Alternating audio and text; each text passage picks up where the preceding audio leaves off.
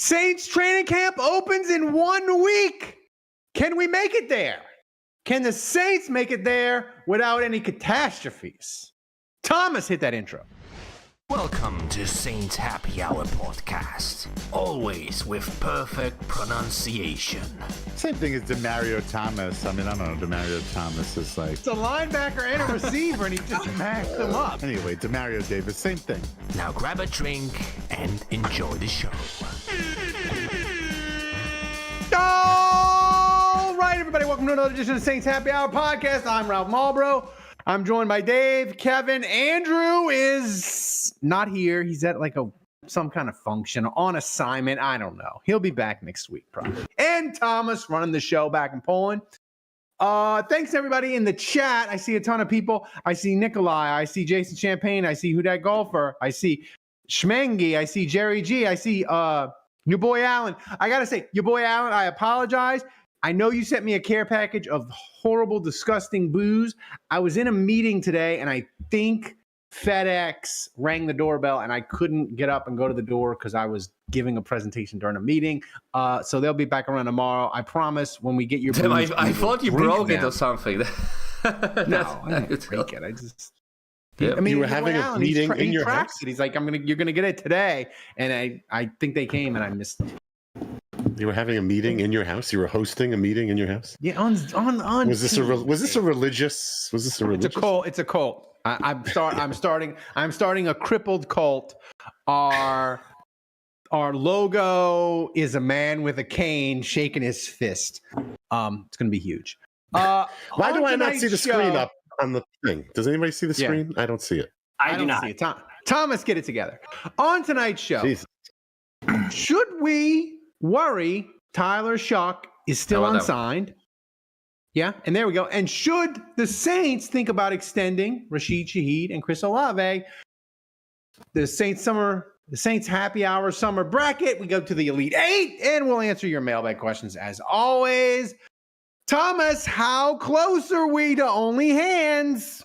Very close. We are on a 100-week donation streak, and we only have 4 weeks to go, gentlemen. We are Steve Walsh away. We can make it 3 weeks to go. 3 weeks. We can be a Bobby Hebert away. Yes, sir. From only hands. By the way, I have started doing the prep work to sign up for Only Hands and get the pictures ready. They're amazing. Guys, you're so close to the finish line. Don't. Ralph already bought the camera. First and goal from the 4. You don't want to botch it. What camera are you using? Have you open the account? I think you should open the account now. That way it's ready to go. We don't run into any hitches. I don't know. OnlyFans, you might have to send them your license or something. Yeah, you're probably right. I need to do that this Friday when I'm off of work. I'll get that done. Yes, you're right. You're 100% correct, Dave. Can you do that? Can you do that though? Can you do that I can do a teaser. Can you open an account and unlist it like a YouTube video? Without people subscribing, Yeah. I don't know. I gotta do the research. Dave, I think you're more experienced in OnlyFans than us, so you should tell us, man. I think we're good to go. I think if Ralph gets started on Friday, we'll be all set. So here's the thing about Kevin. We got this week, and then we got next week, and then the week after that. Yes, that's how the progression of time works. And then it's football season because then after next week, we'll have a week of practice, and it'll be we will have real Saints practice news, coaches sound bites. We'll get to make fun of Kellen Moore. We'll have all kinds of actual Saints news to talk about. We're in the last couple weeks where we got to make our own Saints news, but there is a bit of interesting NFL news, Dave, that I think is going to affect the Saints. And it kind of bubbled up this week because the Chargers started training camp. They were the first ones. And 30 out of 32 second-round picks are unsigned. Jesus.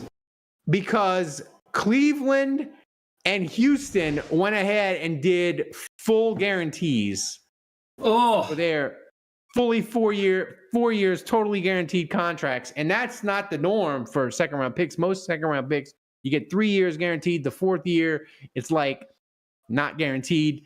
But 86% of all second round picks play in the NFL for 4 years. So it's not really that big a deal in the long run that like teams don't guarantee the fourth year, because even if you get cut, Stanley Jean-Baptiste got 4 years of NFL checks, for God's sakes. If you want to look him up, he only played like in like 8 games, but he got 4 years of checks from the Saints, Detroit, Jacksonville, all of it.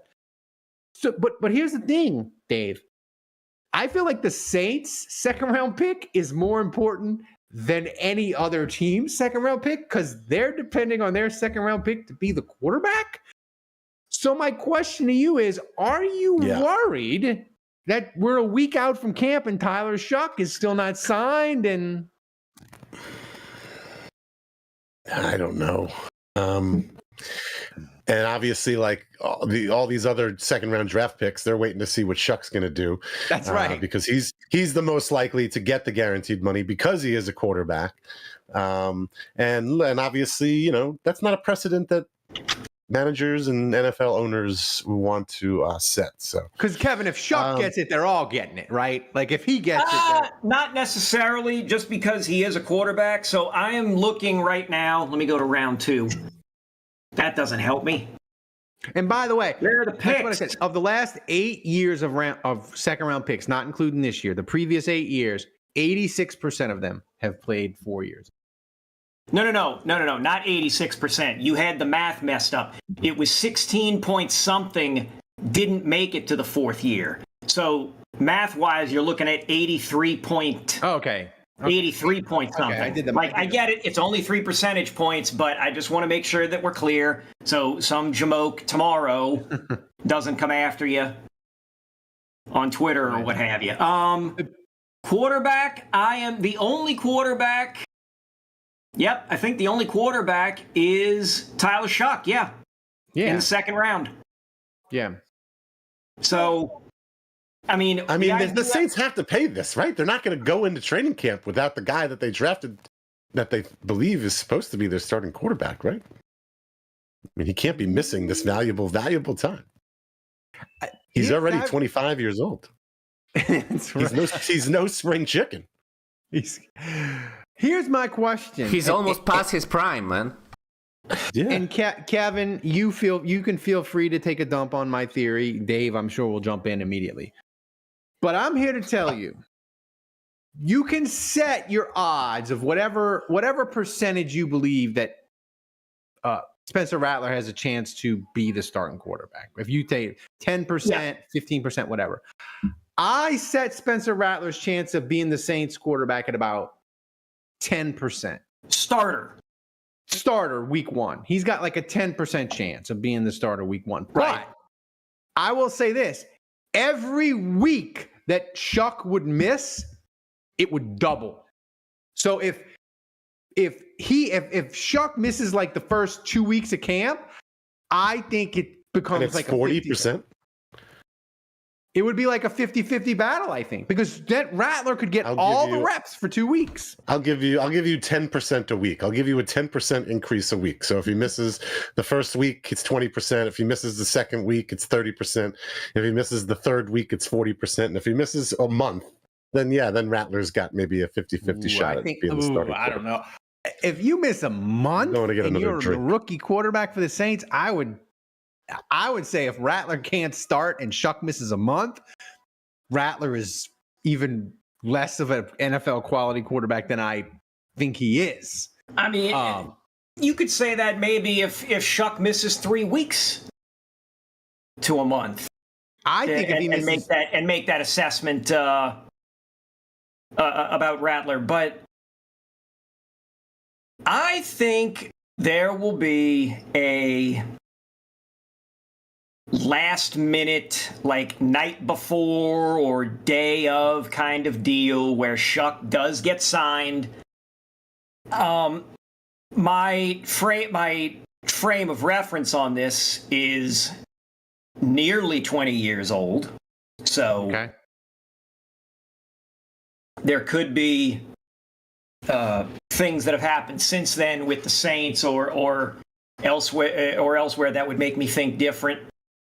But when the Saints drafted Reggie Bush, Reggie was not like, it didn't look like he had a contract. Like, it was rolling into training camp and Reggie didn't have a contract. Reggie showed up late, like either late afternoon, to get everything done. And he ended up, next morning. I don't know if this is comparing apples to apples, though. I'm just trying to tell you that it can look like it's not going to get done, and then boom, your it's done. first round pick, who held out, who didn't sign a contract, who is expected to be a guy that the franchise was going to lean on, showed up to training camp, and they had a deal done by the time training camp got underway.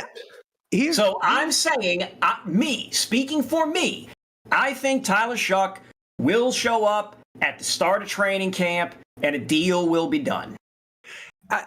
I think I agree with you, Kevin, because here's the thing, Dave. There is kind of like a solution here that's kind of a way the Saints can tell the rest of the NFL teams, hey, we didn't fully guarantee it. Where they could say to Shough, listen, if you play 60% of the plays in 2020, it will guarantee the fourth year. So all Shough would have to do is win the starting job and play. That seems very reasonable. Shit! No better time for that shot than now. Whoa, what the hell just happened? Kyle 44 out of nowhere with 100 Buckaroo donation. Wow. And the streak is alive. I forgot to tell the people, Thomas, you're falling down on the job. I have 2 drinks tonight. I have 99 proof pickle liqueur. That's disgusting. And I have this from Venice, Italy. It says born in Venice, but it's bottled in Bologna, Italy. Pilla, it's an aperitif. Is that how you say that, Kevin? No, it's absolutely not. It's aperitif. Pertif. Aperitif. Select. Pilla. Wow. It looks incredible. It looks delicious. Make him do the pickle. If you want me to do the pickle, I mean, that's up to Kyle 44. Kyle 44. What do you want me to do? Damn, and before that, I gotta give a special shout out to Mr. Juge, who's in the chat tonight. Damn, he's back. We love the legend. It's like, Mr. Juge is like the opposite of Kevin. For some reason, when I heard the donation, I thought it was Mr. Juge, man. That would have been amazing. Then we could just getting Andrew's inheritance bit by bit would have been amazing. And he's not here to complain, which would have been incredible. Like, Dave, think of that. We could have made fun of Andrew because we get more donations when he's not here, and we get better donations from his dad. Deception! Halfway to the second. Whoa, go down, Gopher! 40 Buckaroo, super chat. Only 40 Before bucks I drink away. this, I was going to say, Mr. Juge is the opposite of you, Kevin. You are here all off season, and then the games get here, and you disappear. Mr. Juge, he's just not here during the off season. He doesn't have time for it. But then when the games start, he's ready to go. He doesn't need camp. He's just ready to go in fighting shape. So, oh God, Wait, hang on. Let him get the full screen. Or maybe let him get a second donation, man, to give that 1-2 punch. The 7 tacos and the pickle is going to be, it's a bad combination, Dave. All right, ready when you are, man. This could expedite the pooping situation for you. It could. Pooping situation. Down the hatch. All right, it's all down. Ooh. Over. Fuck. Oh, he's taking it in. Shape. You with us? So you with us, Ralph? Taking a swig of the champagne of beers. The after shot. That would hurt a little bit, huh? That would hurt a Ralph, little bit. can you hear us? Can you hear us? That's a 9. Oh, Whoa, that's a not. it's a combination. That's a 9, and he didn't even. That feels like a genuine 9 because he just blurted out the number and didn't try giving some explanation before, some long-winded explanation beforehand. When the number comes out like that, it's believe honest. it. Right. He's still wincing. I don't like Kevin. You're wincing when you say it. Though that's disgusting. It's also ironic. And by the way, let me give a special shout out to Kyle44 for donating via Stream Elements. The best way to donate. Just that's the best way. Exclamation point donate in the chat. Oh, and I read somewhere that like YouTube's thinking about upping the fees, so Stream Elements is the way to go. Yeah. Terrible. Here's the thing with the Shough situation that's interesting, and I'm not going to get into it because it's not really Saints related. But the NFL basically they kind of got busted for collusion, but not totally. And it came out that they were trying to keep fully guaranteed contracts. They didn't want Lamar Jackson to get one. They were mad at the Browns for giving it to Deshaun Watson. So I just wonder, Kevin, like, is the PR situation for the NFL, is it sort of not great for them right now where they might be a little bit more flexible on these second round guarantees than we normally think they would? Or is it same old situation where they're like texting and calling Loomis and be like, don't you break, Mickey? Here's the thing. The collusion story was broken, I believe, on Pablo Torre Finds Out, which a very fine podcast. That's my opinion. Right. However, award-winning. Actually, I think they did get nominated for like some like real prestigious shit. Like it's nominations are not awards. But my point is, ask, like, if you look at articles on Twitter, like on Twitter when they mention Pablo Torre Finds Out, and look at the replies or talk to people in your own circle, like, hey, what do you think of this?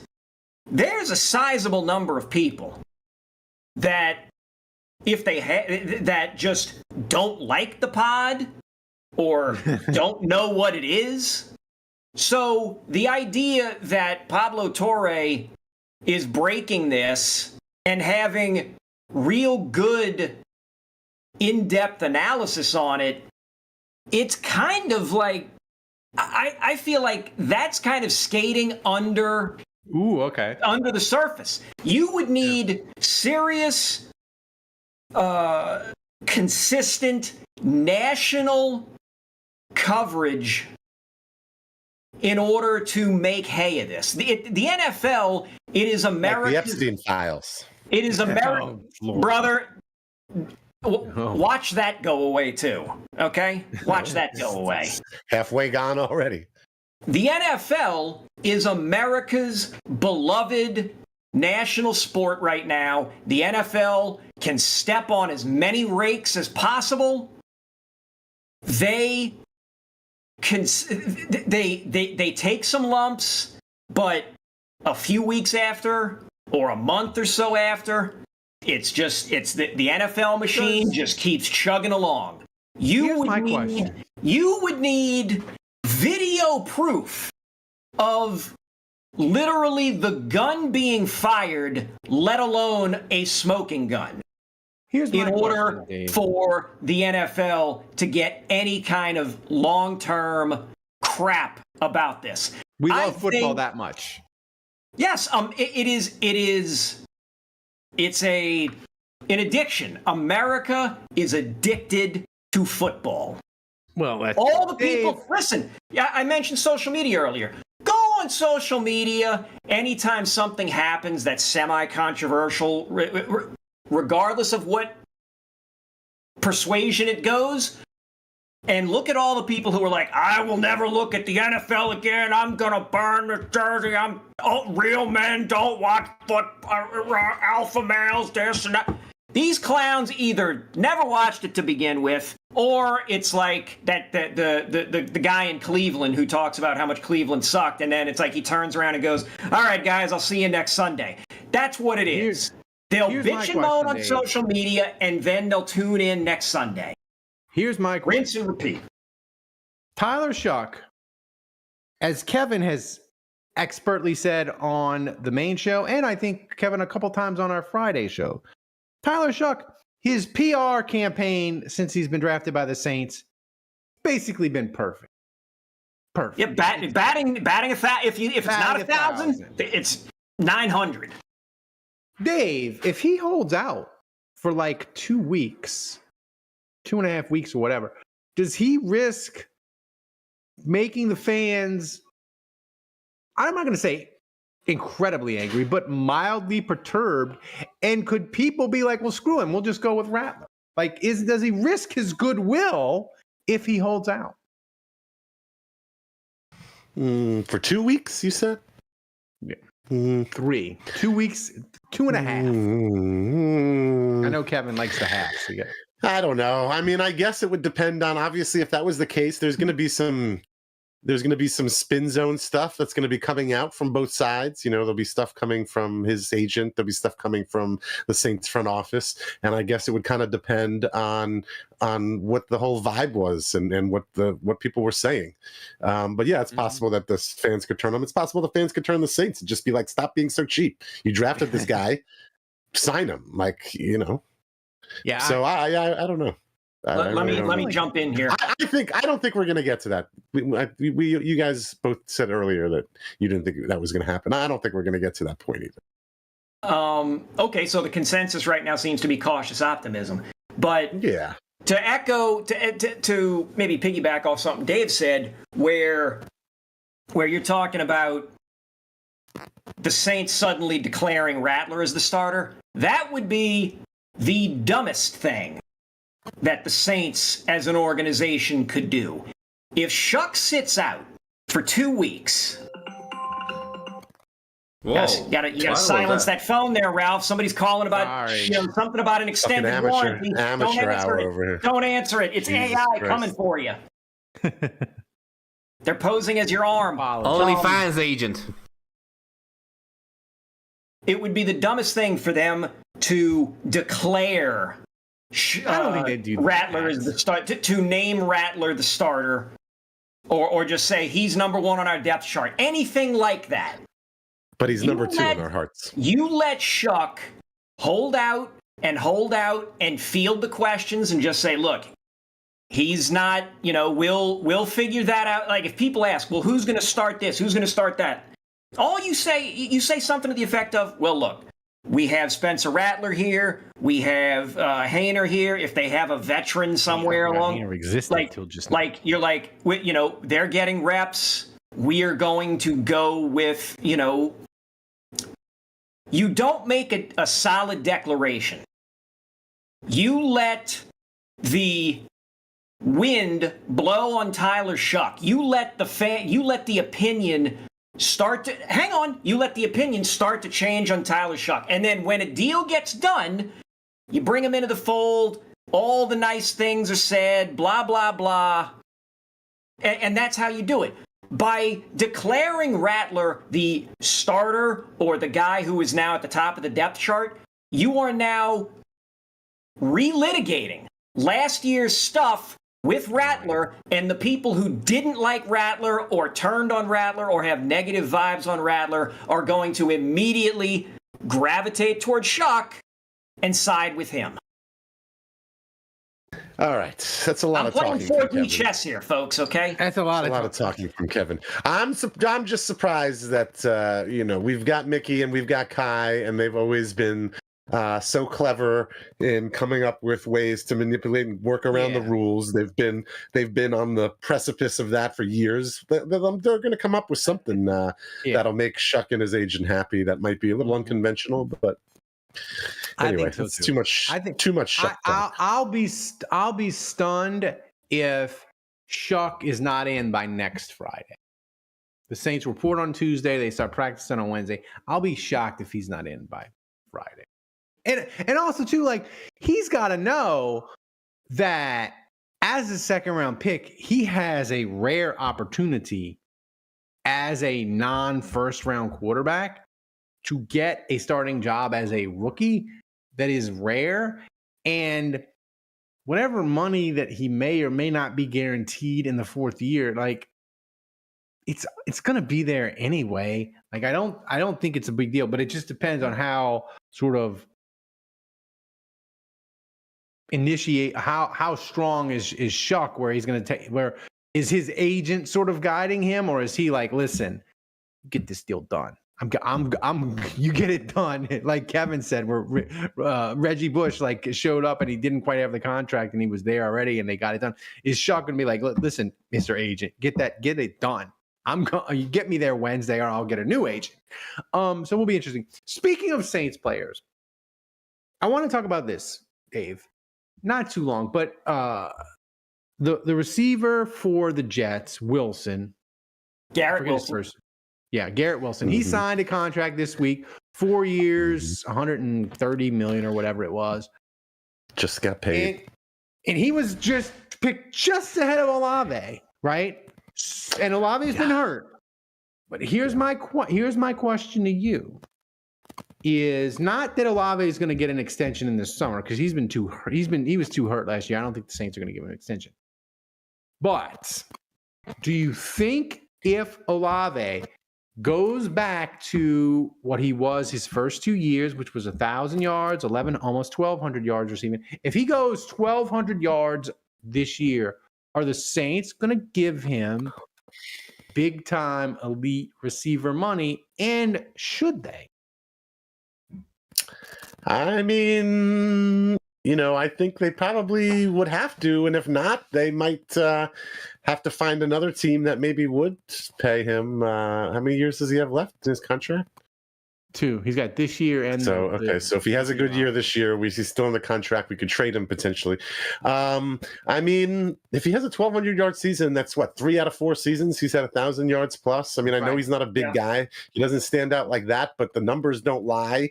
And it's also a year. It's also next off season, and contracts only get larger. So if Garrett Wilson is getting this now, 4 years, $130 million next year would actually be on the lower end, probably, because contracts are going to be higher. I have a question for you, Kevin, because Rashid Shaheed's contract is up this year too. The Saints extended him last year. He's not on the same level, I don't think, as Olave. I know he's an All-Pro, but he's All-Pro return man, right? But Kevin, I'm going to give you an option. You must extend Shaheed or Olave. Who are you picking? You must choose one of them. They're both coming off an injury. I have to say this now. Now, you must extend to one of them, and you must choose now.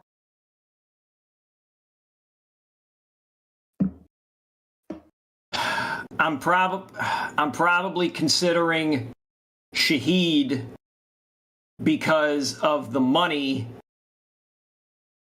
being, the smaller amount to sort of sign him to an extension. Olave is $36 million from the Baltimore Ravens, basically same receiver, same stats as Shaheed. Olave is basically hey man, we're not about to commit. Like, I'm sure as hell not about to commit 9 figures to you with the head stuff until we see that you can go a season without that coming up. I mean, he played 8 games. Like, he played. Wait, did he? No, I'm looking at Shaheed. Sorry, he played 8 games last season. 16 and then 15 the year before that. Meanwhile, Garrett Wilson has played in all 17 games from the 3 seasons he started, or he's played all 3. Yeah.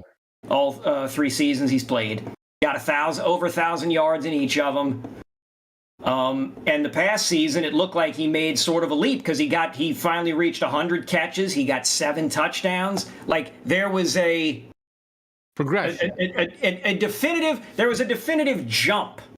Yeah. In that, okay, this guy is the number 1. Olave has basically come in as like the guy that was thought to be the number 2, but then became the number 1, and now he's dealing with I would say stuff. this. It's like my fear. The fear is you sign this guy to a big contract or guaranteed money. He gets hurt in the 4th week or something. He's out. He's off. He's inconsistent. He comes back. He gets dinged up again, and then you've committed this money to this guy. But the one thing I'll say about Olave going into last year, him and Garrett Wilson were kind of viewed very similar.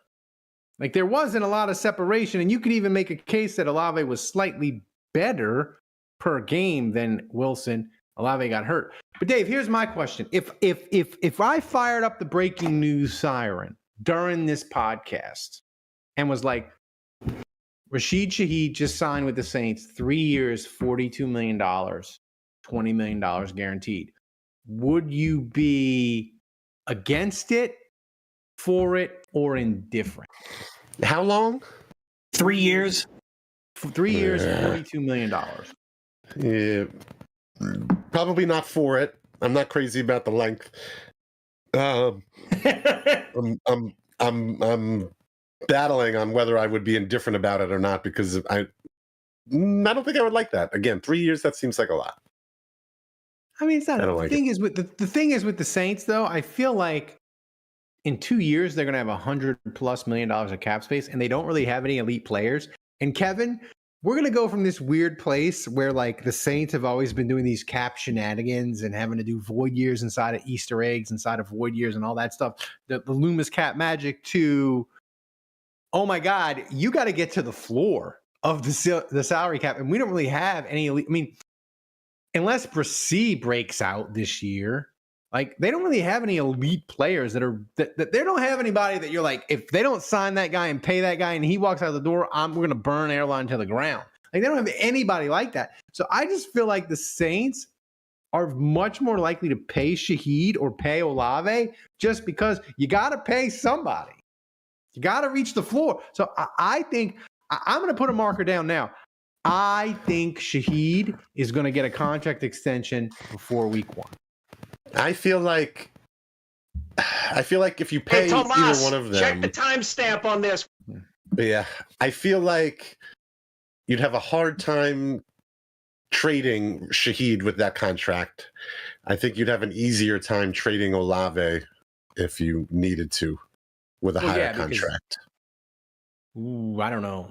I feel just like because I think next teams will off season if you want. Yeah, but I'm saying if you gave them both the second you give a player a big fat contract, if you want to trade that player, you got to find a team that's willing to take that contract, and their math might not be the same math as yours, and so unless they're going to renegotiate. And so I guess my point is like you re-sign Shaheed 3 years, $30 million. I just don't see many teams that are going to spend that much money on. That is not on 3. Dude, Dave. 3 years, $40 million for a wide receiver that gets 800 yards. That's like a bargain. Like receivers, I don't think he got 800 yards. Wait, first of all, I didn't know he got 800 yards. Second of all, if he did get 800 yards, it's because he plays on. 2 years ago. Because what do you have? 700, 800 yards? He had 719 2 years ago. He's a kick returner.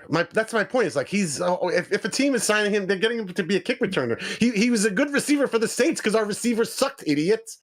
Like if you go to another team, I think Shaheed, if he's, even a 700 yard Olave is on a different level. $10 million a year. Olave is on a different level as Shaheed. I don't know. Like you need to see something like look, I'm saying if you have to extend one now, I'm still saying Shaheed because of the money. Yeah. But my druthers, I'm not extending either one of them because I'm not looking at that right now for either one of them because they're coming off an injury. Like, let's see. They're coming off injuries. Let's see. Let's check in week 5. Let's check in week 5 and see what's what. I would want to buy low on Shaheed. I feel like if Shaheed repeats his 2023 season, 700 yards, a couple of touchdowns. 5. 5 touchdowns plus. He had what? Oh, he ran a punt back. Yeah. That in free agency is going to get him 4 years, $80 million. And I think if you could do like 3 years, like $45 million or less than half of that, you should do it. Like I think the Saints would be wise to buy low on Shaheed. And the thing is, they have all this cap space. Like if it doesn't work out, okay. Like it doesn't. Dave, I just think we need to think differently about the cap going forward, where we used to be like, if that doesn't work out, they got to hamstring them and this and that. Like now, we just have like money to burn. Like we're like a guy with like a fat stack at the casino. Like we can just be reckless. I could not disagree. I could not disagree more. This is why you should never manage or run any kind of corporation or company, even your household. I don't even think you should run your household. Right, right. I'm hoping Sally handles the checkbook. Even your own wardrobe, man. It is terrible. Your idea isn't even factual, and that's not even the situation that the Saints are in. My God, man. My God. Yeah. Hey, Jesus Christ. It's just downright irresponsible. It's just irresponsible behavior. The first thing that I always think of when I used to get a tax refund, the first thing I would always think about is, how can I just throw this money around and just, it's like I've got money in my pocket. I don't need it in my pocket. I gotta throw it out there. I gotta spend it. I gotta just use it recklessly. Like just because you walk. Do you have a savings account, Ralph? I mean, I have a box under a mattress. He has a lockbox at a bank with like 3 U.S. Treasury bonds that he received, when he was 7. Right. They probably smell like the Carter administration. Smell like poverty. What the hell am I? What was I saying? I'm sorry. I don't know. I'm sorry I interrupted you. No. You're talking about Ralph. I mean, I don't want the Saints to be responsible with money. It's not. Again, that's it. That's the thing. You can't walk into the casino with $100,000, with the fat stack, whatever dollar amount you want to throw on it, and just say, I'm just going to walk up to the high roller tables and just start slinging chips around, wheeling and dealing, not a care in the goddamn world. That's how you wind up broke and on your ass sitting on the curb. Oh, man. It's going to be smart decisions. Free agency the next 2 years with me and you, Kevin, in March. It's going to be contentious podcast. I'm going to want to choke you is what's going to happen. I can't wait to spend this money. I've been waiting for the Saints to have money and flexibility for years. I want to be irresponsible, and you and Dave are like mom and dad ruining my fun. God. All right. So, Thomas, it's time for the Elite 8 of the Saints Happy Hour Summer Bracket. But before that, give us a donation update. Okay, so Kyle44 is still in the lead with $100, and Who the Golfer Ryan behind him with 40. So we are $40 away from second drink. Remind people what the second drink is, Ralph. The second drink. And what the possibility of you taking a aperitif? Shit in the middle is. That's right. Aperitif. That's off the board. You have to bet 200 to win 100 in Vegas. The odds of me taking a dump, because my stomach is spinning like a tropical depression in the Gulf of Mexico. So It's the Gulf of America now. Whatever that means. Stop. So, Thomas, get us to the Elite 8 of the Saints Happy Hour Summer Bracket. Mickey Loomis's bad ideas. Welcome to the prestigious museum of Mickey Loomis's worst ideas, where good ideas rarely make sense.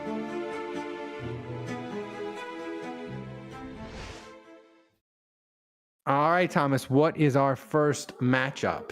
Whoa, already? No, I you thought said you wanted some intro or shit, Yeah. You're Give us supposed an to say the overview. 2 titles. All right, I Yeah. got it now. I got it. So our first one is Masseuse Attraction versus Yes. Saved by the Phone, Yes, sir. which is Hang on. Just look at these wise decisions. Jesus, Ralph. Wanting to trade for Deshaun Watson or wanting to draft Reuben Foster.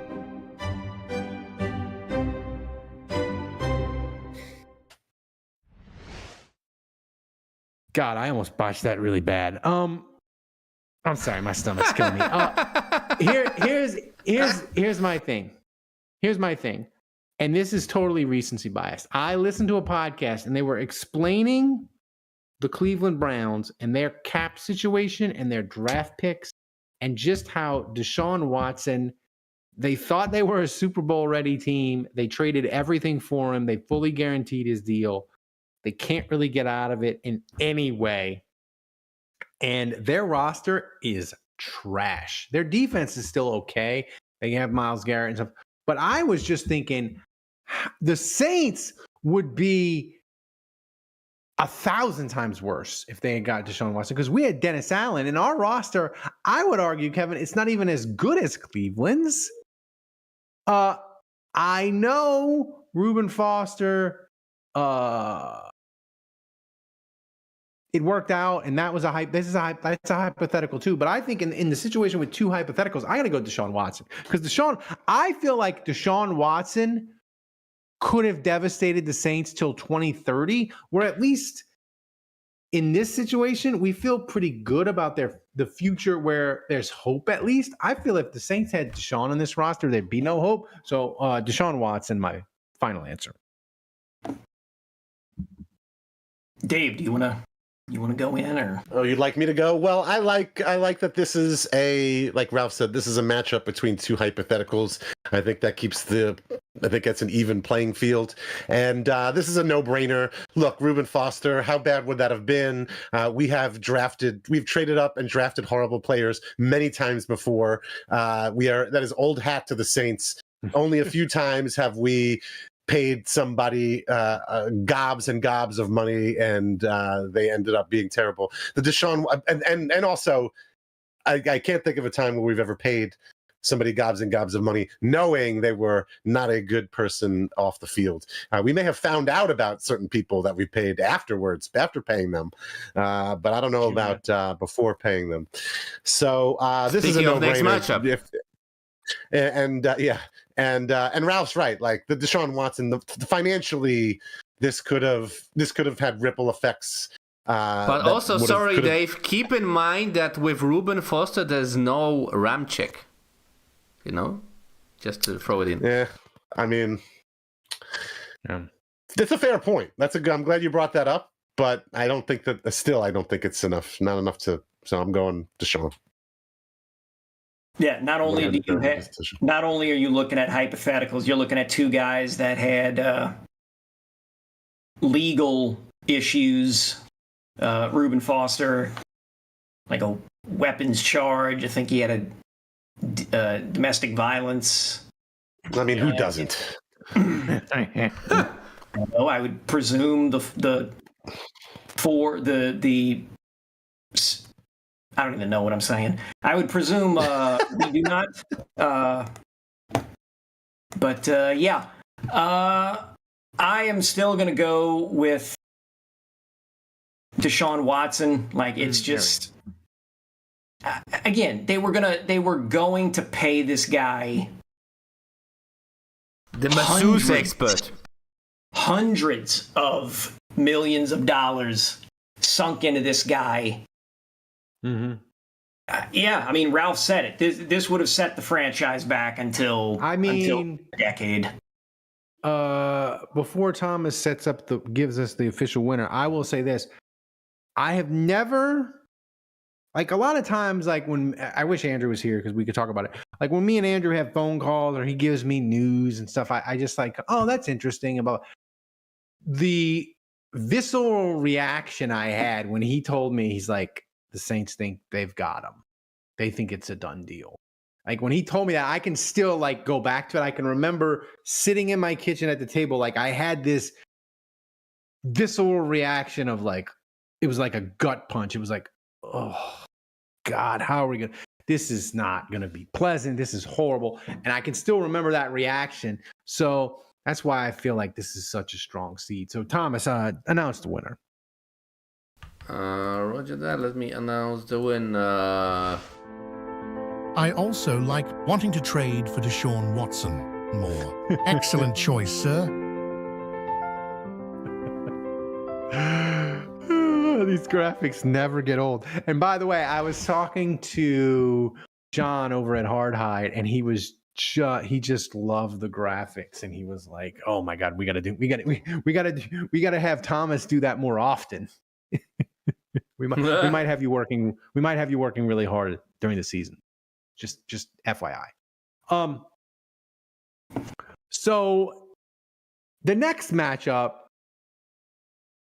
is Dave, and I don't know, I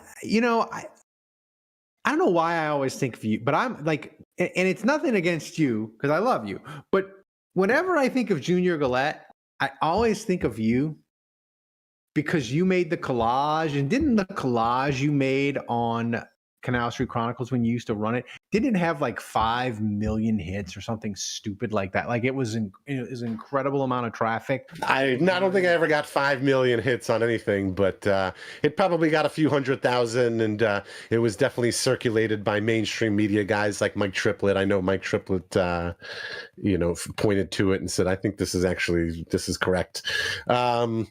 So I do have an affinity toward Junior Galette after that whole situation that summer. But obviously, look, I'd rather it never happened. I wish he could have just been a normal guy and stayed on the field and had 12 sacks a season, but it was not to be.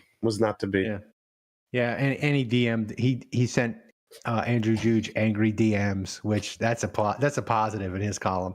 So our next matchup, the Beltmaster versus 2-for-1 deal. Thomas, take it away. Yeah. All right. Which one of these two would you like? Paying Junior Galette or trading for Marcus Davenport?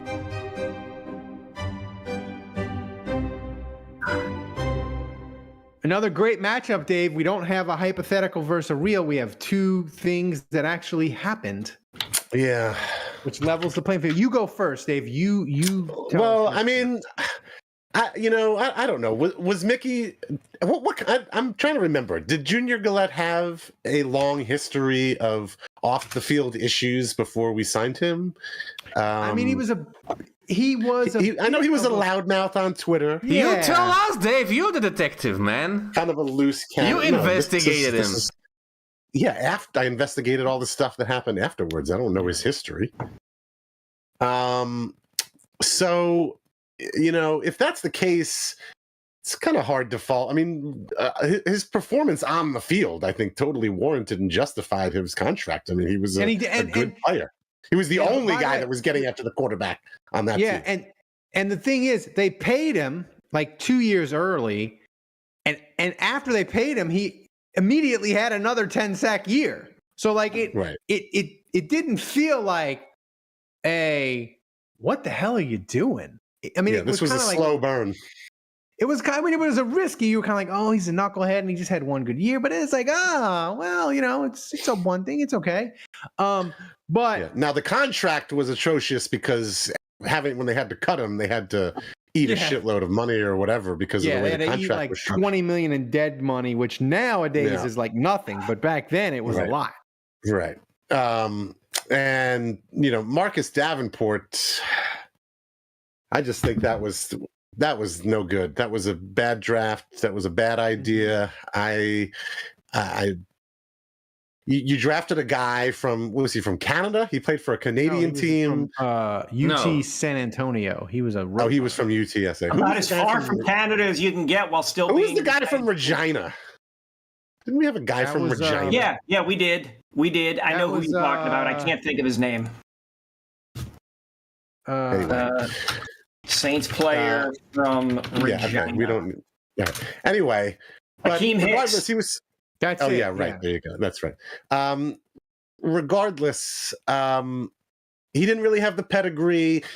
All the reports on him were like, "Oh, he's a raw talent. He needs to be coached up." We didn't have the coaches to coach up a guy like that. We weren't very good. It just was a terrible fit. It never felt like a good fit from the very beginning. Yeah. And I'm going to go with Davenport. I think that was worse. Marcus 2 first. Yeah, I am also going Marcus 2 first. Look, the Saints could have had Lamar Jackson waiting in the wings. Waiting in the wings. Not even. I mean, yes, they could have had Lamar Jackson, Kevin, but I look at the Davenport trade as it's bad because the Saints' window to win a Super Bowl had just reopened, right? They had the amazing 2017 draft, and they were going to go on and they were going to win 13 games, 12 games the next 3 years. And they decided to take the big swing for Marcus Davenport. And basically, any other option they could have, if you told me they can either trade 2 firsts for Marcus Davenport, or you can choose whatever other move they're going to try to do to be crazy and go YOLO to win the Super Bowl behind door number 2, I would choose door number 2 because it frustrates me so much because it didn't work. And whether they had to do it or not, I get it. But Junior Galette, it was bad, but it wasn't 2 firsts, and it wasn't it was a grenade on their cap. But I just think Marcus Davenport, if they had made a move to another move and it had worked out, it could have got him a Super Bowl. This was their move to get him over the top, right? If they had done another move and it had got him over the top, we'd look at it as incredible and would have got him a second ring, but it's the opposite of that. So it'll always stick with me. So I'm going to make it a clean sweep. It's Marcus Davenport. It's Marcus 2 first. The interesting thing is I saw a redraft of the 2018 draft, and somebody drafted for the Saints. They drafted Minkah Fitzpatrick at 18, and we could have had, instead of Marcus 2 first, we could have had Minkah 2 first, which I thought would have been pretty funny. But I just the Davenport for me. Galette will be lost to history, I think. Davenport will linger for years and years and years. So it's Davenport. It's a clean sweep. Thomas, make it official. Roger that. I had no doubt trading for Marcus Davenport would win.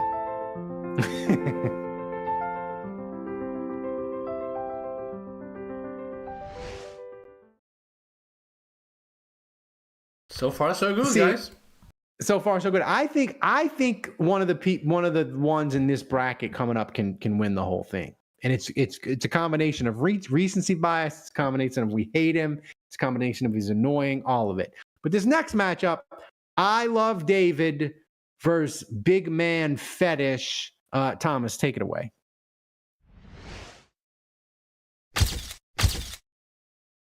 I love paintings, and these two are my favorites. Signing Derek Carr, or trading for Jonathan Sullivan.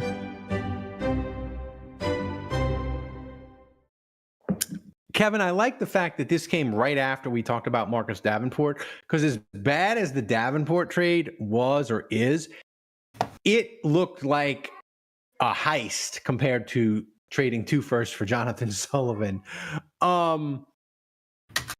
This was really tough for me because Jonathan Sullivan is so long ago. It was so terrible a trade, and does the fact that the Saints caught a break and escaped the Derek Carr contract? Do I factor that in to how bad the Derek Carr decision was? I think I don't. I think I'm going Derek Carr here. I wanted to go Jonathan Sullivan because it was 2 firsts and it was terrible. And he went to the buffet in the Georgia Dome, and at the time it was terrible. Maybe it's too far back in my memory. I think Derek Carr, because it's 2025, he's got to be in the Final Four. So Derek Carr, finally. Who got drafted after Jonathan Sullivan? Ooh, that's a good question. I will check that. 2003 NFL draft. I have pulled up Jonathan Sullivan right after him. Oh, Christ. Byron Leftwich, quarterback for Marshall. Who else? Who's after that? Jordan Gross, offensive tackle. Kevin Williams, defensive tackle. Wait, Kevin Williams went after him? No. The Minnesota, they didn't turn in the card. But so the Saints could have picked Kevin Williams, who is like borderline Hall of Famer. Oh my God. Well, here's brother, you got 4 in a row. Jordan Gross, Kevin Williams, Terrell Suggs, Marcus Trufant. Oh my God. I mean, that is a brutal Oh my. back to, and listen, it's 2003. So let's say that the Saints were like, listen, we need to draft our quarterback. We need to draft a guy to replace Aaron Brooks. They could have taken Byron Leftwich. Terrell Suggs. I'm just throwing that out there. And listen, maybe but the 4 who, the 4 that I mentioned before that's brutal. That's absolutely brutal. I feel bad. I think, and they traded a bunch of picks to get him. They traded 2 first. So 17 and 18. Another 2 first. I'm sorry, but I think that's got to handicap the Saints more than the Derek Carr situation. Ralph, I know you're talking about recency bias, and I think that that's a legit thing. But no, I think Jonathan Sullivan is the worst decision. Way worse. Hang on, let me just double check. But we can give Mickey a pass. I mean, Mickey was young. First years as general manager. You blame Haslett for that? Yeah. Well, no, I'm just saying, you're younger. You can make, Yeah, I mean that's like Mickey Loomis was in college and he wanted to. It's just disgusting, man. It's really disgusting.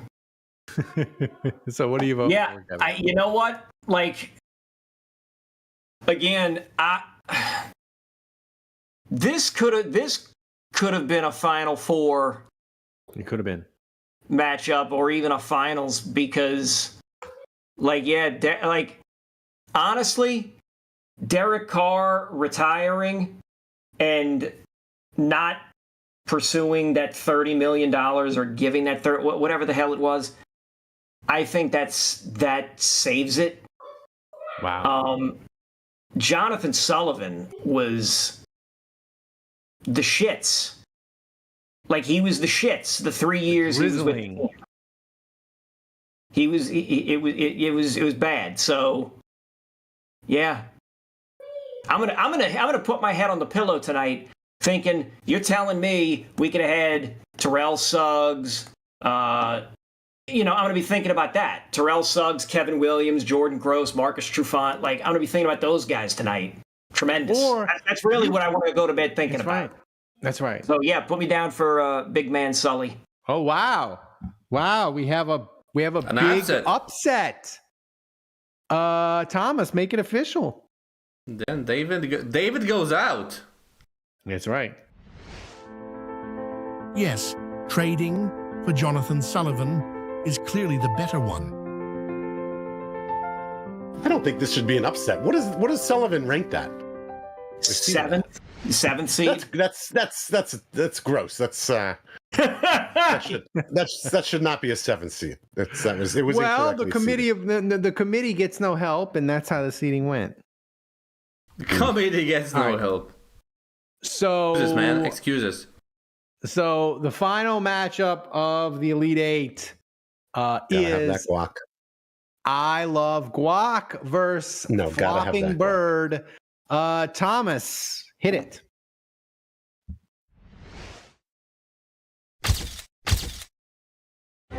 Which one of these two would you like?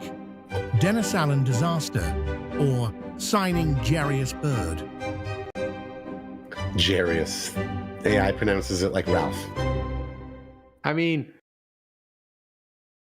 I have a soft spot for the Jarris Bird signing, Dave, because it happened during our podcast back on the Skype days. Yeah, that's a terrible reason to like something. I mean, but it was or dislike, just, I guess. I mean, it was so great because the Saints had like $4 of cap space, and they made him the highest paid safety. $4. And they were coming off a great year in 2013. I mean, it felt like he was the final piece to the puzzle. And he was like injured when they signed him, and it was a complete and utter disaster. But on the flip side, the Saints hired Dennis Allen, who was an abject disaster with the Raiders, and his 2.5 years were atrocious. And he gave us Derek Carr, and he doesn't know what a metaphor is. And he did have strong nipples. This is a tough one. This is a tough one for me because the Bird signing was horrific. But I mean, Kevin, the Bird signing was horrific, and 50% of that obviously was because Jarris barely ever saw the field, but the other 50% of it was, as you just said, they had $4 in cap space, and they somehow finagled $40 million or whatever it was to sign him, which goes to exactly what we just railed on you about 10 minutes ago. And of course, you would like that. They went to the Ralph Malbrough school of blowing money with that 6 signing. years, Like they had no business. They had no business. They had no business signing anybody to that contract unless a fairy godmother appeared to Mickey the night before and said, "I promise you that Jarris Bird will be a 3-time All-Pro in the next 6 years." That's the only way I could imagine. I mean, it's just reckless. It's reckless spending. It's terrible, and it was a terrible decision. And Dennis Allen, not a great coach. I don't. That seems very obvious from the get-go, so I'm not really sure. But at the end of the day, he was only around for 2.5 years, and Derek Carr is only around for 2.5 years, and we've made a clean break of them, and nothing that Dennis Allen did, as far as his salary is concerned, is going to affect the salary cap or our negotiating money and that kind of stuff. Now, obviously, maybe he set the team back with some poor decisions. You could make that argument, of course, but I don't know. I think the Jarris Bird thing was just wildly stupid. And the reason it was the reason you still remember it, that because it happened live during the podcast, is because it was the most unfathomable thing that you could ever thought was going to happen. Like, you never once thought that it was even in the realm of possibility. I mean, Jarris Bird was like the top guy in free agency that year, and like you said, the Saints had $4 in cap space. There was no way that they would be able to afford a guy like this. How could they even be in the running for this guy? It's just was he like the start of their like contract stuff, like their new that was like the first contract where they used their new method, void years on in the yes, yeah, right, yeah. So you know what, that fact alone, the fact that was like that was what started it all. That was Pandora's box. Yeah, correct. From which all of the other future terrible backloaded contracts came from. That honestly, that catapults Bird into the stratosphere, way above Dennis Allen. It's not even close now. I'm going Jarris Bird. Kevin. Here's the deal. Mickey can make the decision to sign a guy and hire people. Well, Mickey can also make decisions to fire people as well, or move on from them. There were times where Mickey could have taken care of this situation sooner. I think the fact that the Saints went 9-8 in year 2 was, made it really hard to fire DA. Right. But when the Saints just started the year like ass, and they just Mickey just kept ignoring people, like the famous video of him in the airport with like somebody saying, Mickey, he's killing the team, he's killing the vibe, and Mickey's just like standing there looking away and everything.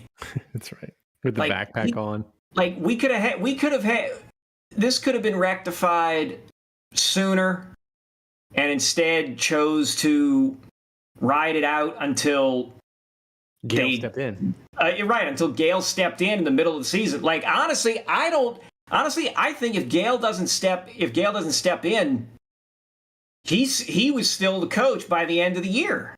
Dude, if Gale wouldn't have stepped in, Cam Ward would probably be the quarterback of the Saints. Take that for whatever you want it as. Because I think as either a positive or a negative. Whatever. I don't know if it's. I don't know, man. I just. I gotta go with DA. I gotta go with DA on this. Thomas, did I vote? That's how old I am now. You can vote again if you want. All right. Well, I know it's the winner. I don't know, man. I don't remember who you voted for. If you voted, I don't know. I have to vote DA. I want to vote. You have to. I mean, you don't. You don't. If you. Because here's the thing, like DA was divisive for the fan base, and it was terrible. And like he just like it was one of those things where I wasn't as anti DA recency bias as some people. Again. But I'll be honest, like 5 weeks into DA. Come on, man! Basically, everyone was on board with the DA signing. Like everyone wanted DA. Because of that one game, apart from Dave, man. I didn't want 9-0 shutout of the Bucs. Yeah, apart from Dave, everyone wanted DA. I listened to that. I listened to that podcast on the way to work today. It is the post game where they beat Tampa 9-0. It was incredible. Oh my god! All right, Ralph is voting DA. I'm voting Burr. Who you vote? I already said DA. Yeah, he said DA.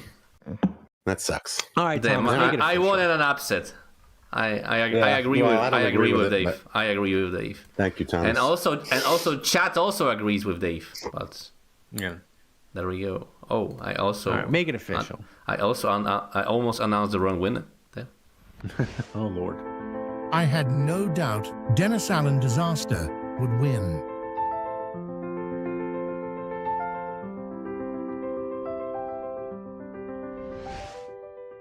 I mean, this is a strong Final Four we got here. We got DA versus Jonathan Sullivan. No, wait, the names are fucking you up. You're right. You have Deshaun Watson against Marcus 2 firsts. That's right. Jonathan Sullivan against Dennis Allen. That's a strong Final Four. It is. Next week. It's a strong final. It is. It's a strong Final Four. All right. Thanks everybody for hanging out. I love this bracket is incredible. I feel like next year, Thomas, you're gonna have a hard time topping yourself using AI because it's gonna be incredible. But people can put in your ideas for next year's brackets in the chat. But Thomas, it's time to play Take It to the Top. Roger that. In the meantime, we are still only $40 away from Ralph drinking the second drink. Don't let Who That Golfer's donation go to waste, guys. That's right. If I mean, I could throw up, I could poop my pants. There's a lot in play tonight with my stomach. I'm just saying, if you tip it over one way or the other, it could get messy.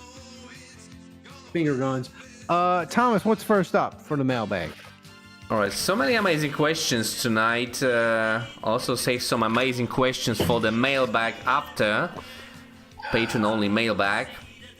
First question comes from Dan Checo, and he asks, would you wear a Derek Carr jersey every day of the 2025 season if I told you it would guarantee the Saints make the playoffs? A Darren Sharper jersey? All right, wait. Every day? Like every single day? Like I gotta go to work at Campus Connection. Oh, that's an interception! Drink for saying verse instead of versus. Olave taking out over the edge. And they guarantees them just to make the playoffs? Oh, deception! No. The right answer was Whoa. It kind of Kyle Sonier. Okay. Is that Kyle 44? I think it is. Yes. Yeah. Two different accounts. The right answer was DA. I don't know why the text-to-speech didn't read that. They probably just read it as They da. probably read it as da and you didn't hear it. Oh This yeah, maybe. looks amazing, but it smells like ass. I mean, it's an aperitif. It's not something you should be doing a shot of. It's something you should sip after dinner. So that's good. That's good. Or we like that's that. a digestive. I don't know. That's not true. You don't sip it after dinner, but It's it's probably going to be pre-dinner. very dry. Yeah, it's probably going to be very dry. Okay, here we go. Wait a sec. Wait a second. All right. Why? No. Well, you got to get the full screen. Oh, God forbid. Jesus Christ. It looks like he's drinking Tabasco. Yeah. Oh. Oh. Is it? Oh. It shook him. Yeah, his shoulders Shook are him. shaking. Tyler shook him. He looks like a kid after when he pees, you know, and a little 2-year-old, and they like shake their whole body when they're peeing. Shit, I still get that, man. Oh, really? Like, yeah, you know, you drink, it all That's weird. leaves, and suddenly you just get like a small rush, and baby. you're just like, ah. Yeah. 7. The aftertaste is pretty bad. Ooh, it lingers. Is Oh, it it dry? was- Is it a dry It was liqueur? better than the last one. I mean, the ending is it's not as bad as the pickle, but the ending is pretty bad. It's like Godfather 3. The ending is terrible. Wait, who are you to laugh at a Godfather joke? Or like the Godfather I don't- overall. It's terrible. I don't get it. Wait, hang on a second now. Hamas here. I know that the Hey, Godfather 3 is terrible. bad. Hold your tongue, brother. Off knew topic, Kevin I would watched go I off. watched Jaws 3D last night. You talk about a bad movie. It was horrific. Let me tell you, it's worse than Jaws 4. It's worse than Jaws 4. Wow. I would wear a Derek Carr jersey every day, gladly, For me, only Jaws 1 exists. I would not. for the Saints to make the. Can you No, imagine that's how that. much You're not fun- guaranteeing. You're telling me that basically what I hear when you say that is they make it to the wild card round and they lose in the first round. So no, I'm not Yeah, doing that. you know how Like much you're gonna have. fun- Okay. You've got to make me more get. No. Okay. No, you got to make me here's more the get. thing. No. Dave, you know how No. much You are. No. You know We how can much win. fun we get to have? We get to make fun I of the want- Falcons. We get to make fun of all the national people who've picking the Saints 2-15. We can get to still make fun we of can still all beat of the them. Falcons. We can still beat the Falcons twice and not go to the playoffs. I just like there's no point in that. I would rather have another mediocre to shitty season and rebuild a little bit more and like really load up for the year after that while Shucks gets a little more experience. I don't think it's going to happen, and two, I'm not wearing a Derek Carr jersey to do that. And to Darren Sharper, I'm never going to wear a Darren Sharper jersey. So Here- I'll tell here's you my that. question, Kevin. That's terrible. Absolutely Here's my terrible. question. As much as Ralph wants to go splash in the fucking pot, because apparently in his mind it's illegal to hold a lot of money, you're insane and should be locked up because you think this fucking team, as currently constituted with a rookie quarterback and a first, fresh out the womb, apparently, head coach, making the playoffs. It's old hat. It's whatever. It's nothing. It's you can't promise me anything beyond making. I will shower in the Derek Carr jersey. I will sleep in the Derek Carr jersey. Tell you what, if you can guarantee me a wild card round victory, I will fuck in the Derek Carr jersey. That's what I was okay? going to ask you, Kevin. That's what I was going to ask. You would let And you Derek can- Carr and fuck you you, can- man. You can isolate that sound for YouTube, okay? Well, hold on. First of all, that's what I was saying earlier. Like I said, if you're going to give me more, if you're going to guarantee going to the playoffs, then I would consider it. So that's what you're saying right there. You're agreeing to that. Second of all, Kevin, let's not pretend like you get laid on a regular basis. Like this is getting out of hand. A lot out of than hand. we think. Here's the question, Kevin. That's what I was going to ask. Prove it. If I gotta wear the jersey every day for them to make the playoffs, do I have to wear it when I'm making the sweet, sweet love? Do I have to wear the Derek Carr jersey to get him not to 9-8 into the wild card? I never interpreted it as that. I'm willing to throw it in there. I'm willing to do it regardless. But if you're telling me that look, I'm willing to wear it to work out, to shower, to sleep, all these other things. But if you want to throw in a wild card round victory, I'll be like, man, sorry, honey, me and DC, we got to ride together for Ride or die. Well, I have nothing to do with this. I have nothing to do with it. You're the one talking about a playoff appearance. Why would you want a playoff appearance? We want to go 7-6. We want to go 6-11 so we can draft a defensive tackle at number 5. The ideal scenario would be to go like 6-11, where Shough looks good. Well, that's what I'm saying. Like what you're signing on for is 9-8. Like, oh, that's so much better. What, like, oh if we go to the fucking playoffs with this team, I will take it. Yes. I hate first round playoff bounces. I fucking hate it. I would crime to go 9-8 with this team, Dave. I would crime. Thomas, what's next? All right, that was a long one. Next question from Blake Zekin. It's been a while, and he asks, which of the following young players is most likely to not be on the Saints week 1 in 2026? Chris Olave, Rashido Shahido, Alontae Taylor, or Kendre Miller? Kendre Miller is not even close. So if Kendre Miller misses, if he gets one more injury, he's fucking out of here. Nobody's putting up with his shit. Yeah, anymore. but what? Rashid Shaheed's a free agent. Alontae Taylor's a free agent.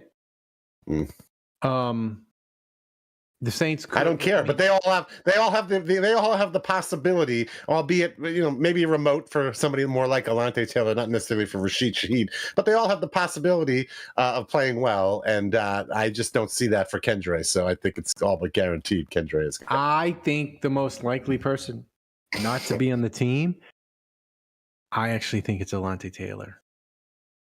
I think the Saints can't figure out what to do with him.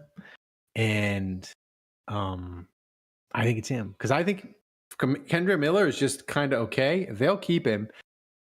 Chris Olave, he's on the team next year for sure. I mean, they picked up the 5th-year option. And Shaheed, if he's good, they're going to pay him. I think it's Alontae Taylor. I think it is. If Kendre Miller is a warm enough body, I can absolutely see Ralph's scenario coming to fruition. Dave, because here's the thing, Dave. I think either Kendre Miller, I think it's much more likely that he's not on the team in 2025. If he makes the roster for 2025, he's probably going to be okay for 2026. I think his vulnerability is this summer, but we'll see. Thomas, what's next? All right, final question of the show, surprisingly, belongs to New Orleans Saints head coach, guys, with the graphic. And he asks, you're on a 12-hour flight, where are you sitting? Yeah. Ralph, for the audio version, you should, tell people. This is from their social media manager. I'm sure most people that listen to this podcast have seen this. If you could zoom in on it, though, that would be great, and not make it as small as possible. Thank you. Just so we could reference it. I saw this earlier. Now, first of all, you've got to take into consideration the location in the row. Like, I'm not sitting in the fucking middle. I don't give a shit who's on either side of me. So 7's out, 6 is out, 2 is out. 2 would be interesting because you'd be between Shaheed and Olave, but again, you're in the middle. Although they're both small, So maybe you could lean over. you could stake out the armrests, both armrests, and maybe they won't take up too much space. So maybe that's not bad. But I was thinking, I was going with 3, because then I could sit next to Taysom, and I think Taysom and I would get along the best. We could talk about football, but then we could also talk about golf. I don't think he drinks. I don't think he smokes. I don't know if I'm not getting drunk on planes. I don't normally drink on flights. Anyway, so that's not a thing for me. Yeah, I get it. And then who is that next to Taysom? DeMario, right? That's DeMario Davis. Oh, yeah, DeMario's cool. See, and then who's that? Wait, now who's that across the aisle? Next to Hainer. That's Shepard Shepard here. That's not. It's Nathan Shepard. It's Bink. Who? Banks? The guy. No, Bink. His name Kelvin is Bink. Banks. No, What? he's a defensive tackle. I'm drawing. Kelvin Banks? No, Bink? he's Who's name. Bink? His nickname is Bink. He's the What's his defensive real tackle. fucking name? No, Colin Sanders. Oh, Kalen. Oh, well, he's huge. Yeah. Oh, he is fucking huge. First of all, he needs 2 seats. One seat. Kalen Sanders needs 2 seats. Well, he's only the other 6 good feet thing, tall. Yeah, He weighs 324 pounds. Right. The other good thing about the aisle, like where I am, is so you can talk to the people on the other aisle. Like I can talk to Saunders if I want to cross the aisle. I can probably go to Shaheed, who's just in front of me along the aisle. And then I think, who is that behind? Jawan Johnson, is that? Anyway, so I'm going to go 3. I'm going to go 3. I thought about this. That's no, never mind. Sorry, I'm looking at number 8, and I'm seeing that you're across from Cesar Ruiz. Honestly, I'm thinking. Like, I agree with Dave about the middle. None of the middle seats on this one. Then I started thinking about the aisle, and I thought, do I really want to sit next to Taysom and DeMario Davis and potentially get sucked into a potential religious conversation? And the answer is no. Which means, do I want to be in 1 or 5? Hearing that, again, answer is no. So that wipes out the left side of the plan. I go to the right side of the plan. I don't think Taysom is gonna. Taysom is gonna be religious. I think Kellen Moore would be more religious than Taysom. I don't need to hear. I don't want to hear. It's a long flight. It's a 12-hour flight. On an airplane, on a 12-hour flight, like, I'm not running the risk. I'm not running the risk. So my options are either 8 or 4. I'm going to take 4, and I'll tell you why. Jake Haener is a small guy. Yeah, that's He true. will not be encroaching onto my window seat. I can take my window seat. I can get my nice little comfy neck pillow. I've got books on ye old phone that I can be, I can be plowing through the Horus Heresy on this thing. Buy a tablet, Jesus. No, I can't do it. I can't do it. Listen, I hate that I have to read. I hate that I have to read books on this. I really do. I am a tangible person. What about an audiobook? Then buy the book. Then buy the book. An audiobook? Brother, the Horus Heresy. Most of the Horus Heresy is out of print unless you're willing to spend $75 a copy for some third print of some fucking book that you're going to read in like 2 weeks or whatever. I'm not doing that. So I'll go pay the $7, get it digitally, and just, sit through it. Or I might get a physical copy of something else and read that as well. But a nudie man. I'm sure Haener's a pleasant fellow. I'm sure Haener's nice enough. We can have a chat every now and then. And I'm sure he would understand if I want to zone out for a couple of hours reading and not wanting to be bugged. So I'll take He might also make a move on you mid-flight while you're sleeping. Oh, stop it. It's like the sexy row, the Taysom and Hayden in one row. Here, I was thinking of this. Who's that fella? I want to. And I know you people are diametrically opposed to sitting in the middle. Yeah. Here comes Ralph. But I'm thinking this way. I'm going 7 because I want to sit Next to AK. Kamara.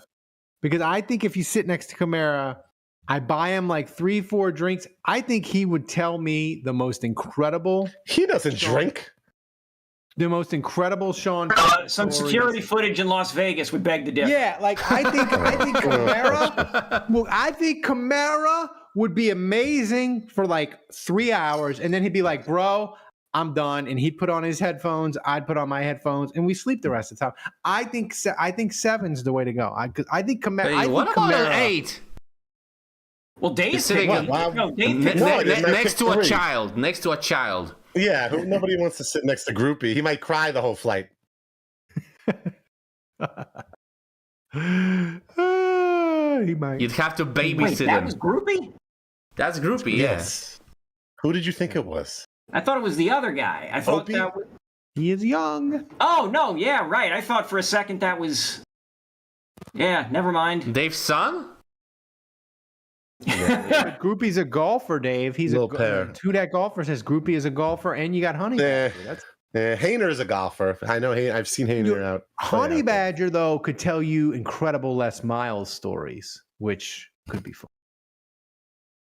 Yeah, but the problem is if you're sitting on the aisle, I mean, you're going to have a conversation with somebody on the window and constantly talking over Groupie in the middle.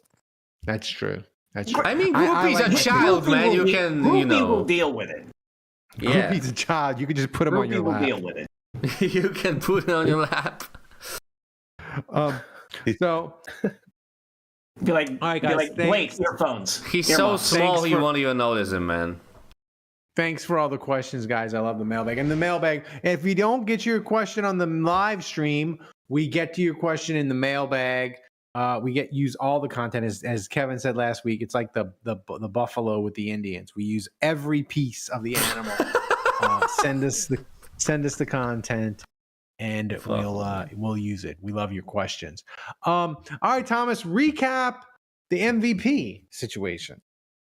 All right, so as you can see right now we are on a 101-week donation streak, and we have only 3 weeks to go, less than a month for Ralph opening his sexy Only Hands account. We only had 2 different donators tonight, but 2 very generous ones. Thanks to Who Dat Golfer and to the MVP with 120 buckaroos. For the second time this off-season, who is the one and only Kyle 44. Congratulations. You're on the board. We love it. I can't. When Thomas first proposed this, I was like, "There's no way. There's no way we're gonna get to this and do Only Hands." And Oh, boy, were you wrong again. I'm wrong again. I'm wrong. Ralph, I tell you what, do me a favor. Can you say I will never meet Christina Hendricks and she will never give me her phone number? Monica Bellucci will never talk to me. Why Christina Hendricks? Is that Ralph? Does Ralph love Christina Hendricks? Kevin's. No, I do. Oh, you love Christina Hendricks? She would. Yeah. She. That's your type, huh? Huge crush If on she her. ever Huge stepped crush foot on in Monica St. Louis. Bellucci. If she Monica Bellucci. Let me look her up. I don't know if I know her. Come on, haven't you You wanna watched give the us a love Matrix? update? Matrix Reloaded, man. Thanks to everybody for donating tonight. We appreciate it. Kevin, can you give us a 20-second love update? Are you capable of that? Are you We fucking had or our not? first Monica argument. Oh, had our wait. first argument. Oh, no. We had our first fight. No. It was this. You're smiling. This is going to be about something stupid like, oh, we didn't know what movie to pick, so we just watched them both. She said, I asked her what she was doing one particular day, and she said that she was doing lumberjacking. And I said, she was like, I'm going to my parents' property with my sister, and we're going to do like lumberjack. And I'm like, wait a second. Wait, what do you mean? Like, what are you doing? And she said, well, I'm going to be gathering like all these like logs and twigs and like long sticks and things like that. And I was like, so are you using a chainsaw or an axe? And she said, no. And I said, then you're not lumberjacking. Oh, wow. And she was then like, yeah, but I'm getting logs, I'm gathering these, like picking things up and moving them around. She's gathering, she's not hunting. And so I told her, I said, at best, you are doing 0 sugar, 0 calorie diet lumberjacking at best. And she continued to insist she was lumberjacking, and then it just went on like that for about 5 or 6 more minutes. Lumberjacking. I'm gonna have to imagine they break up over this. No, it's not going to happen. I will have to side with you on Kevin. Hopefully, maybe she listens to this episode.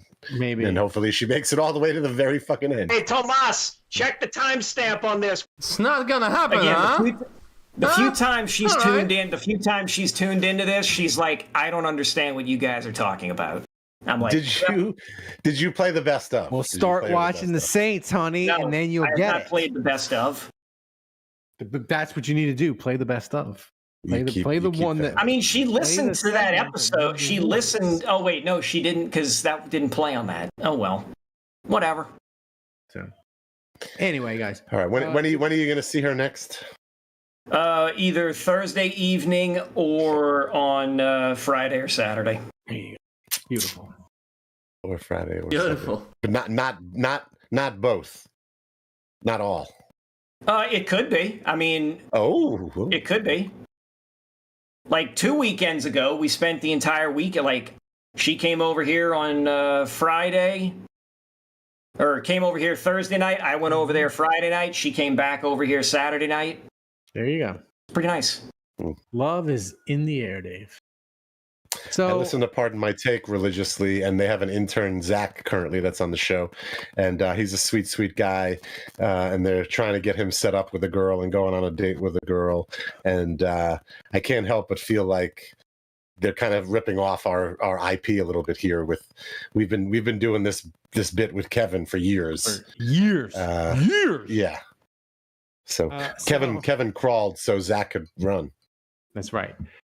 He's probably making more money doing that than all of us. Well, Barstool can probably afford to pay him a little bit. Yeah. That's right.